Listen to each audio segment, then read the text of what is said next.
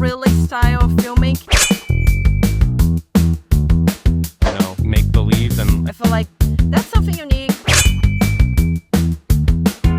but sometimes that's kind of how it's supposed to be. Let me go ahead and say congratulations, Malachi and Laura, for being accepted into Houston Comedy Film Festival for Hit Woman. Thank you. Thank you so much. I just want to say that I was very, very impressed. I want to start by saying with your budget, very impressive. Thank you. Yeah, it was like almost nothing. You did a great job with the coloring and everything. Can you, well, actually, before we start with that, can you tell everyone about Hit Woman because it's very unique, where we have no words at all. Yeah, yeah. There are no words. Sorry, I'll let Laura go first, and then Yeah, it's something that me and Malachi, we have in common is that we truly believe in having like a guerrilla style filmmaking of not waiting around to shoot something and to put it out there. Because for us, it's very important as filmmakers to keep the machine going. It doesn't matter if you have $100 or 100K, you got to keep shooting. You got to keep active as a filmmaker. Yes. agreed. And I do also want to say that I have other things coming down the pipeline as well, so I'm very excited about that. Yeah. I definitely am looking forward to learning more about it. I'm gonna ask you that as well soon, if you don't mind. I'll ask you Cool, later. cool, I awesome. wanted I wanted to say, what did you learn? Because you're from Kansas, am I correct? From That Kansas? yes. And you've been doing film since 14 years old. Was there any challenges that you had along the way when you're creating this outside of the budgetary constraints, or was that number one? I mean, this was actually a 12-page script originally. Hmm. It had dialogue, it had a lot of things, and like 10 people all dropped out like the day before. And so I was just like, we're still shooting tomorrow, so we need to make something. And so we just started like improvising, and there's like graffiti, like somebody just took a Sharpie and wrote on a wall, and we used that. And somebody had a skateboard laying around, so we used that. And just everything was sort of make believe, and very I would describe it as like playing as a kid. That was what it was like making it. I really love the fact that even though practically a majority, almost everyone didn't show up, like, on set that was supposed to be there. I like the fact that you're just, you know what, we're going to get this done. Like, nothing is going to stop me. Did Yeah. anybody say anything after this film was made? I'm so nosy. I got to know. I need to see. Personally, I came in before the movie. That's why we don't have any BTS. I personally came in as a producer later, after the production, after principal photography, which was only a 6-hour day, Yes. as Yeah, it was Malachi very told me. short. Because I personally like looking at projects in that style, because I do think they are very creatively done and they are very good to get into festivals because they're short and they are creative and they have a certain uniqueness to it. So I reached out to Mao, which we already were friends before that. So like, hey man, let's tweak these on post-production for a little bit. I attached the composer, so we got some original music in there. We did some color grading a bit, re-edited, and then we packaged it a little bit nicer to put it out there. Because I truly, when I saw that for the first time, I felt like this deserves to be out there. Yes. I just want to say congratulations on that, because that is huge. A lot of people just in life, especially in the filmmaking space, if that happens, they have to stop or things get halted for like 6 months or a year until, y'all know how it is. Mm. Did you learn anything, Malachi, from the situation? I feel like I know you did. I think learning to, it sounds stupid, but learning to give up on certain things. So it's strange to be like, learn to give up, but in a Yeah. way you kind of have to just like let go and go, hey, whatever happens is happening. At least people are here. At least people are still wanting to do things. And, for it being just, Panda Express food as the reward, it's like, that's all you can ask for from people. Everybody came together, including the editor. He's out making his own movies right now, which is great. But without that editing, the Yeah. timing is all wrong. So I remember when I shot it, I did not feel great about it, and then went to post and was like, "What can we do with this?" and he Is that stitched where that thing Laura stepped together. up? Did Laura step up and post?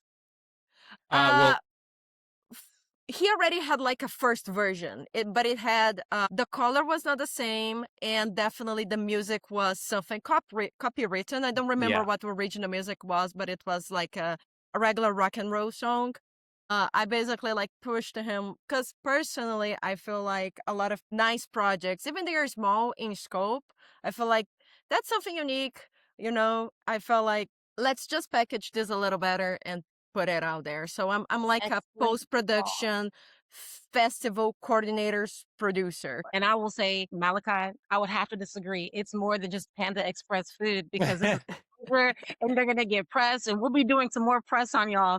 But I think what you did and both of you together, y'all make an amazing team of overcoming obstacles. And I think this is a huge lesson because the ending product, hello, I would not be talking to you guys.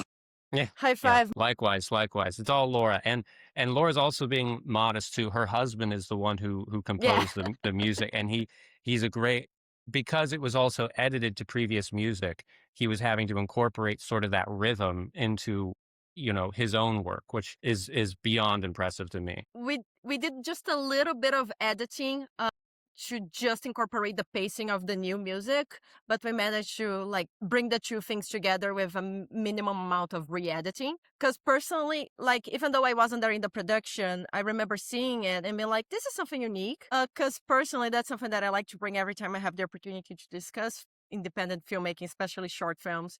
It's just I know Mao just said like he wasn't confident, and I do think that because I don't think you had a producer on that project, right, Mao? No, Like no, it was all me. yeah. So basically, I do feel like sometimes the producer has to lift up the filmmaker because sometimes a filmmaker, and this is not to throw shade at any filmmaker, we all know what we're talking about here, is that you get too tangled up in your own work and sometimes you kind of become your worst critic. And then sometimes I do feel like the job of the producer is to be like, no, no, no, no, no, man. You have something here. You have something here. Don't worry. So this is You're preaching to all of us because we can all be our own worst critic. Yeah. yeah. Artists in general. Yes. Mm-hmm. So great And consulting, great team. What were you gonna say, thanks. Laura? No, because we did collaborated on a project that I was the director, Ma was the DP, and we had a very similar type of project, which was also a 3-minute micro short. And it was a horror film that I wrote, produced, and directed. And Mao jumped in as the DP. But because it was just like Hit Woman, no dialogue, we focus a lot on the music. I felt like we have this sort of like we communicate a lot of the same things of we know how much work it is to do an independent short film and we like to keep this active, so we definitely like to keep working on these types of projects. Short, preferably no dialogue, because that makes things easier on our end, with an interesting premise and definitely bringing something unique to the table. I see you. And I'm curious. I'm curious, Malachi. Like, what's next for you? What's next? Uh, right now, I'm working on a feature, just writing it at least, and getting that all done. But I'm really excited about the premise on that. It's about a first time feature filmmaker who their first film upon release has a 50-50 chance of making the audience suicidal. So Huh? it's a very it's a very dark premise, but Yes. then the government comes in and is trying to get him to make one with like a 100% kill rate. But he doesn't know how he made the film in the first place. So that's kind of the weird, wacky, dark storyline that This I'm trying reminds to me of tell. like AI or something with like one of these robots of like Black Mirror. That's what it kind of Yeah. Kind out of. of. Yeah, yeah. But comedy. There is like it's a dark comedy, I would say. Okay, keep us in the loop. Keep us in Yeah. the Okay. loop on this one. Mao, I know Hit Woman is all fun and lighthearted, but Mao has has a dark side on his Yes. Yeah. creative process. But I love a good like wholesome story as well. And like that is always the ending I tend to go for, is like what's kind of the happier, wholesome. So even though I'll tell a dark story, my hope is genuinely good You to know I'm people. about to ask you, Malachi. Like, 'cause wait, so is there a happy ending to this other There one? is, there is. The film that they end up making is like a very uplifting film that doesn't do what they want it to. Oh, okay, okay. So that's sort of the twist, is it's like they're trying to make a weapon and then it turns out to be art. And I want to ask both of you, Who would be your dream cast, or the people, or the types of people that you would like to work with? Laura, you answer this. I feel like this is Damn, like but a dating site, but like for that filmmakers. that's hard because it depends on the project. First of all, shoot, See, you that know was tough. what? I don't know. Like Mo, if you want to answer first, I think I need a second. I'm a big fan of J.J. Abrams. I love his lens flares. I know that a lot of people don't love that, but I'm a personal fan. And I also like Robert Rodriguez. He kind of did something similar to Hit Woman a little bit, where he edited an action film, I think with no weapons, and he kind of did like sound effects like that. And he's also, I think, a Texas filmmaker too. So I need to look up this film, the other one with no weapon, like the no weapons. I want to see it. yeah, I think it was a short. I don't know that it was like a film, like a feature, but I do think it was a short film. Man, if you Uh, find it, send it my way. Send it my way. Will do. I hope I don't become a snob by saying this, but whatever Curry Barker is cooking next, I want to. Curry Oh, Barker is the director of Obsession, who just came out, and oh, love. It's so freaking good.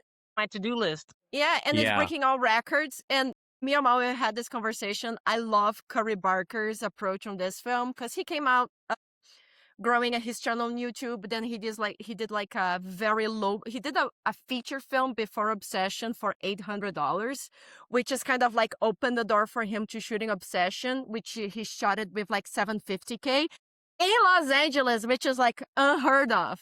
Yeah. So I like people with that mentality of we need to make this on a very low budget, just Yes. getting good people, a good premise, and whatever he's cooking next, I would love to work with him. Curry Barker, if you're listening to this, Yeah. hit me up. Also, he's an alumni. He went to our same school. Or Yeah, he's a yeah. dropout. Yeah. I mean, aren't we all at heart, really? But Yeah. I love that. I'm definitely going to take note because you never know who's watching when it and then who is talking to who in this industry. So we'll keep that in mind. Are y'all going to stay working together forever for your next projects with this next feature? I'm curious. We definitely have some short films that one is in post production. There's technically there are two in post production, and we are writing a couple right now that we want to get into principal photography sometime soon. But we want to keep the same dynamic as we kept for Hit Woman and my previous short film of one day the minimum money required because funding for short films is complicated. I don't want to wait on other people's money to get this done. So we always like to do whatever I feel like a good producer does a movie with whatever they have on their pockets, you know? Yeah, so I definitely wanted to say that to y'all because I see a great system that the two of you have, and then Malachi, you are making excellent decisions, choosing the best team. And so when I look at you, you're the CEO of your company, and so all the decisions that you're making, you're doing the right thing. well, thank you. That's great to hear. We're not so old. We're up and coming in this industry, Yes. and I it really bugs me when I see filmmakers who keep pushing their first project until they have their desired dream budget. You should have a pipeline.